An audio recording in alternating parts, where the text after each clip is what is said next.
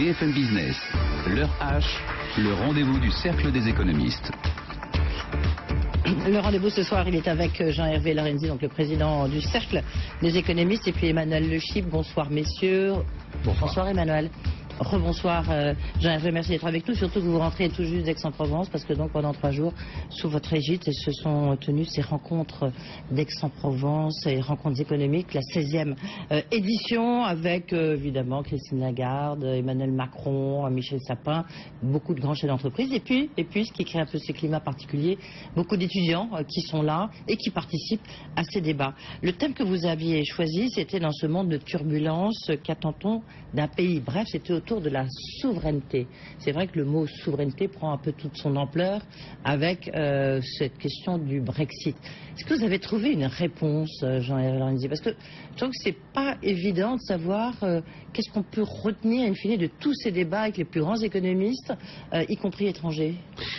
Oui, puisque vous savez que nous collons un devoir particulièrement lourd qui consiste à sortir, j'allais dire, à côté aussi des débats, les positions des membres du cercle. Ça on en parlera. Oui, mais vous me posez la question de savoir si j'ai une réponse. Oui, j'ai une réponse. Et alors cette réponse est confortée parce que ce qui vient de se passer ce soir, aujourd'hui, est incroyable. Quand vous réfléchissez sur l'affaire du Brexit, on commence à voir les manœuvres des uns et des autres. Deutsche Börse, la bourse allemande, et LSI, la London Stock Exchange, c'est-à-dire la bourse, qui doit fusionner. On dit bravo. Qu'est-ce qui va se passer? Je peux vous le dire à l'avance. Il va y avoir l'accord sur le fait que le siège de la bourse va aller à Francfort.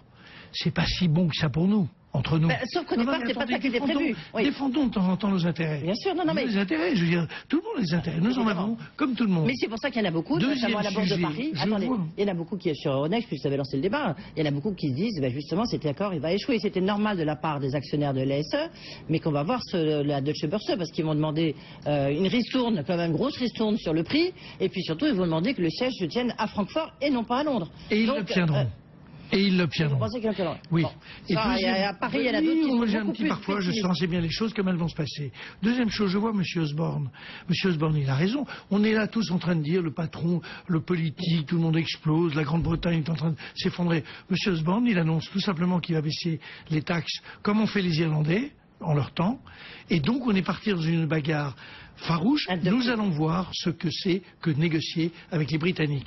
Ceux qui pensent que l'Écosse va s'en aller, que l'Irlande va être réunifiée, que l'Angleterre va s'effondrer, sont d'aimables plaisantins. Nous sommes dans un sujet qui est difficile, délicat, et au fond, le mot de souveraineté, qui est véritablement à écarter du mot de souverainisme. Vous voyez, ça n'a rien à voir. Ça a à voir, ça commence pareil, il y a un peu à voir quand même. Il y a bien des mots qui concernent. Souveraineté, ça signifie tout simplement que vous dégagez de manière précise, rigoureuse, et c'est très important pour défendre l'Europe, ce qui est du domaine de X, c'est-à-dire de l'ensemble, de la coopération européenne, ce qui est du domaine des pays, vous le séparez, vous admettez définitivement que la Commission ne s'intéresse pas à la taille des harengs.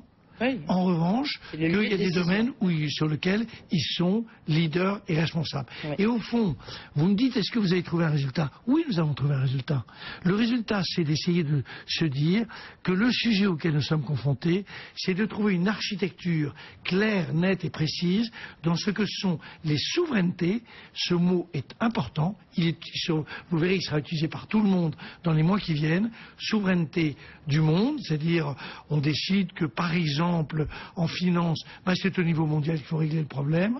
Ce qui est de la souveraineté de l'Union européenne, les 27 ou les 28, cette affaire n'est pas réglée, 27 ou 28, et c'est évidemment la défense des frontières. Et ce qui est du domaine de la zone euro, et dans la zone euro, nous, notre position est de dire que arrêtons en permanence de dire qu'il faut un ministre de ceci ou de cela. Il faut avoir ce que nous appelons un policy mix, c'est-à-dire une politique économique. Qu'est-ce qui permettra à cette zone de redémarrer en trouvant des accords entre les différents acteurs? Voilà ce que nous pensons. D'accord. Et voilà ce que c'est que la souveraineté. Emmanuel Le Chip, vous étiez à Aix-en-Provence, vous avez écouté les uns les autres. Ouais. C'est vrai qu'on a bien conscience qu'il faut trouver une nouvelle architecture décisionnelle, si on peut dire ça comme ça. C'est-à-dire où sont pris où sont prises plutôt les décisions? Qu'est-ce qui lui ressort de l'Europe, d'un pays, d'une région et d'un petit pays? Qu'est-ce que vous en pensez? Moi j'ai trouvé mon bonheur dans beaucoup de débats périphériques. J'ai eu notamment un débat sur Keynes est-il mort que j'ai trouvé absolument passionnant. Je suis assez sceptique et déçu en revanche des réponses qui ont été apportées à cette question sur l'Europe. Parce qu'effectivement, là ce que Jean-Hervé vient de faire, c'est qu'il vient de poser le problème. Mais il n'a pas apporté d'éléments de réponse sur la façon dont on organise cette Europe de demain. Ce qu'on a juste esquissé et compris, c'est que cette Europe de demain, on sent bien qu'elle va être un peu plus à géométrie variable et qu'elle va être un peu plus flexible. Mais concrètement, on a eu beaucoup de gens qui nous ont fait des diagnostics en disant voilà, il faut aller plus loin comme ci, il faut aller plus loin comme ça.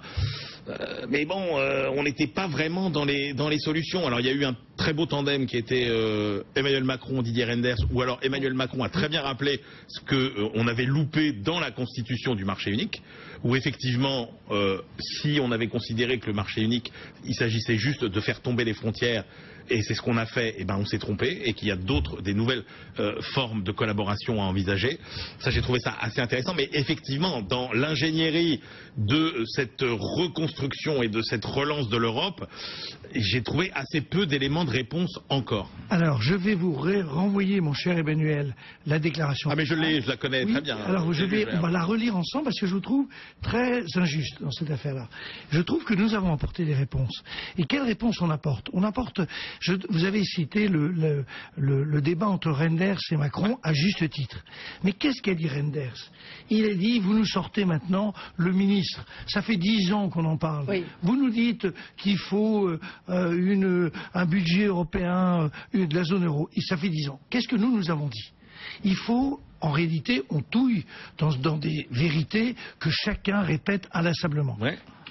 Et qui fatigue le citoyen, qui fait qu'il y a une sorte de... On n'y croit plus, quoi.